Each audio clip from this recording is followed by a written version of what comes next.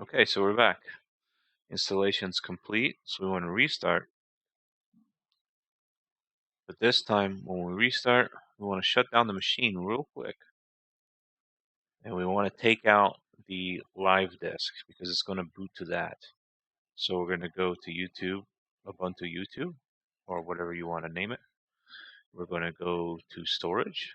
We're going to take this, the Ubuntu ISO, and we're going to remove it. So then that way we can just boot straight to Ubuntu.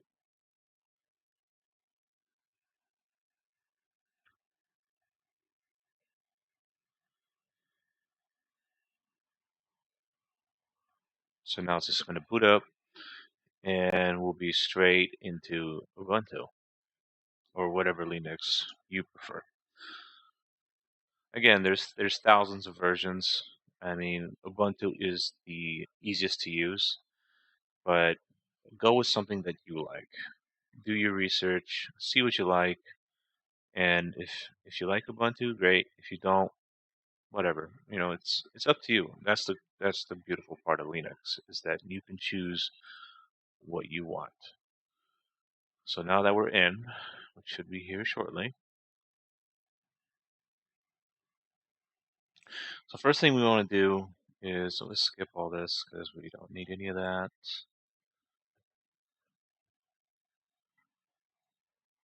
Yeah, we know about privacy and all that. So, okay, so let's go to display settings. Let's just get this bigger so that it's just a bit clearer and easier on the eyes. So then the scaling is, if you have bad vision, I would recommend doing it to 200% or even 300, but 100% works for most people if your vision's good. So we'll keep those changes and we'll close that down. So first thing you always want to do is you want to get acquainted with the terminal.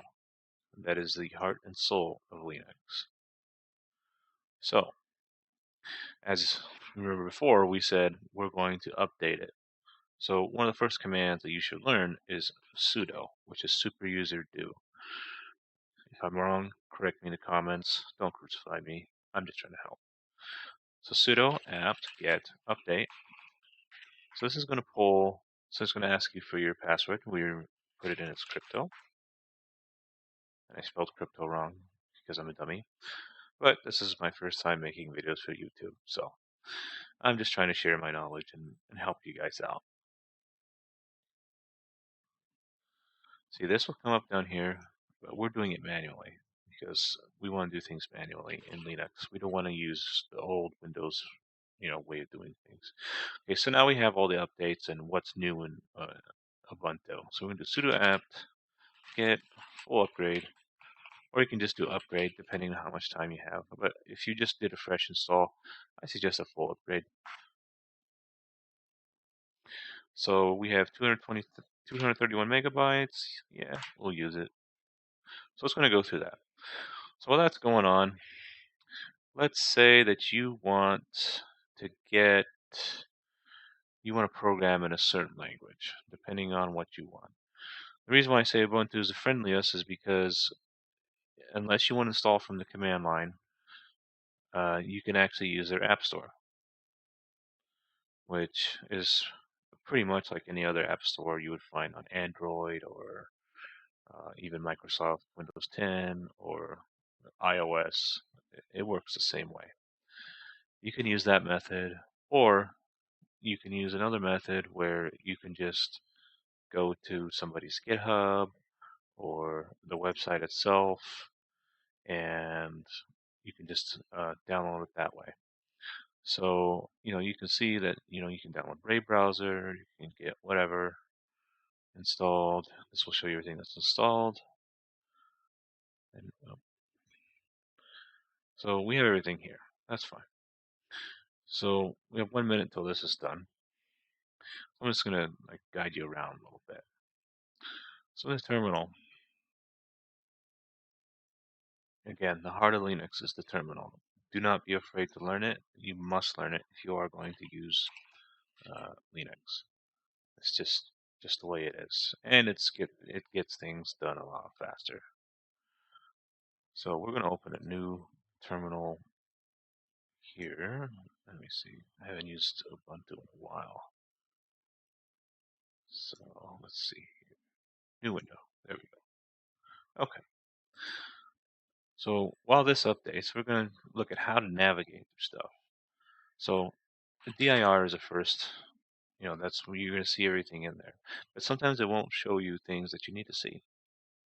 So for example, if you want to go to documents, type cd doc, and then you hit tab, and it'll just fill it out for you. And then you can hit dir, see what's in there. Nothing's in there. So let's go back.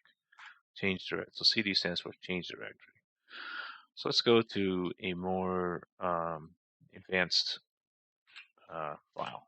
So your root directory in Ubuntu is usually cd and then slash. So here we are in the slash folder. As you can see, there's a lot more files here. So you want to keep this in mind when you are doing your development and starting. And just in general, so that you know that where things are. So let's say that we want to edit a file. So let's go to cd, let's try bin, see what's in there. So we have all these different things in here. Let's see, let's go to cd, zless, let's see what's in there. cd z,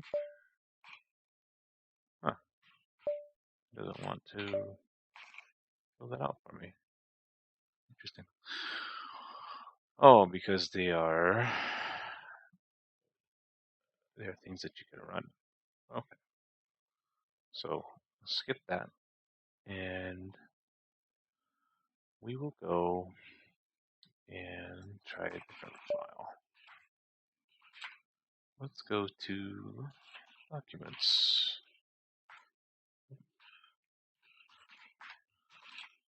We have nothing in there. Let's just get a document for argument's sake.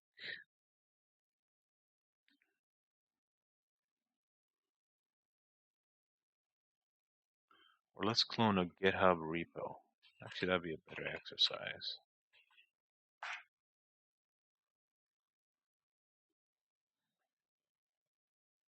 So let's clone somebody's stuff. My GitHub. Let's just say, let's get Algorand Studio as an example. So it's from Obsidian Labs.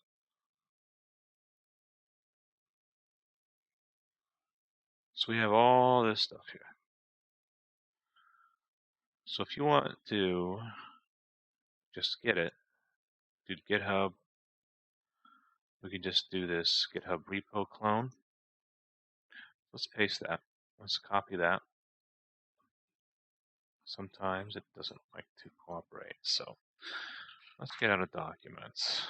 So let's see if GitHub's even installed. It probably isn't, but let's see. Okay. So it's saying GitHub not found, but can be installed with that. So let's do that. Sudo apt install gitsum. We know that password.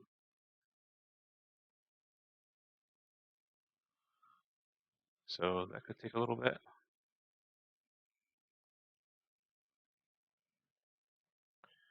So we have all these different things just updating at the same time, which is fine. And then we can go to activities here, and there's so many different ways you can customize Linux, but we'll leave this open just for now. So waiting for cache lock. Okay, so it's waiting for this one right here. See, and this is where we run into problems. Sometimes if you're updating the main thing, the main, the can't talk today. If you're updating the Linux itself, okay, so it's done here. So we can do sudo apt get.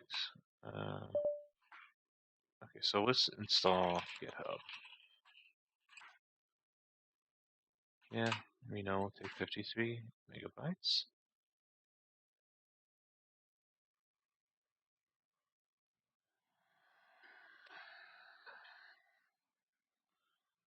So now as we're getting that, so we're gonna take this Algorand Studio and we're just going to copy the whole thing. We'll get into this in another video on how to use Algorand Studio and set up all the dependencies and everything, the features, Docker, the node, ITIL compiler, and so forth. Okay, so now that's done. So let's get this whole project. So what we're going to do is just paste it. Unexpected extra argument. Okay. Let's try super user and see if that works. Unexpected argument. Okay. Huh. Strange.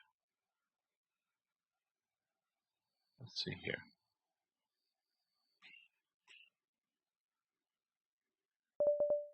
So let's look into the help and see what's going on. Usage, GitHub, user repo. Okay. So we need more arguments here. Sudo gh clone.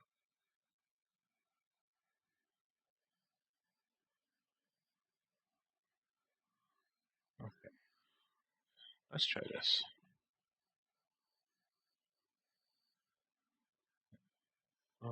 Let's see the exact error it gives us. Unexpected. Ah, strange. Okay. Let's try something else then. Let's say you use PyCharm as your IDE and you love Python, like I do. I love Python. So let's do PyCharm CLI installation.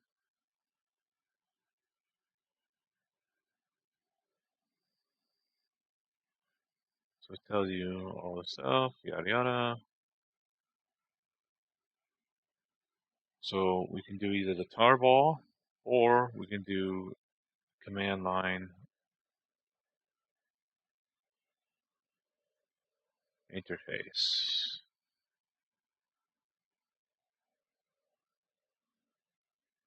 So you can do it the easy way, which is to the App Store, or you can do it the easier way, which is what I prefer, is you can just do this.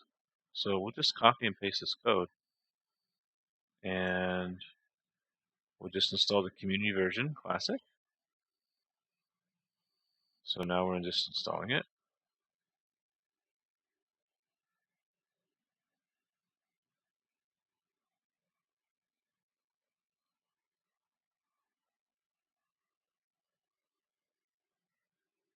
There's different methods to install it. The tarball method is a good way if you have a different version of Linux or you're not sure if your Linux version supports the snap installs and stuff like that. So now we have PyCharm installed. So we can probably run it just by running the command. Okay, so we don't have that, but it is installed. So let's see if we can find it. And there it is.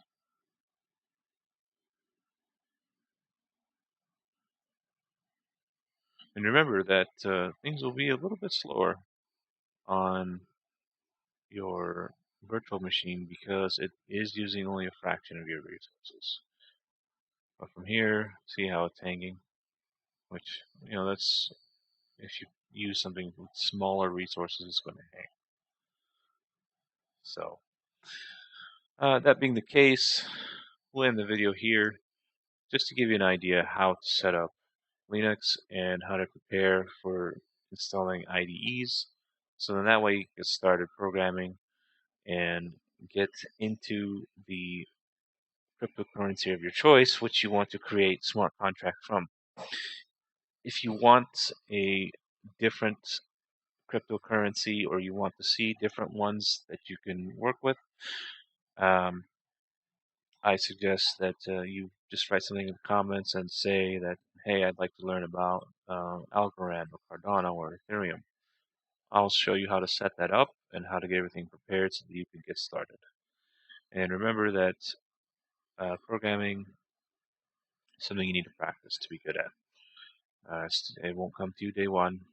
So, and this channel is not to teach you how to program. It's to teach you how to set up your IDEs and common troubleshooting for those. And in the future, I may show how to program and how to create smart contracts and stuff like that.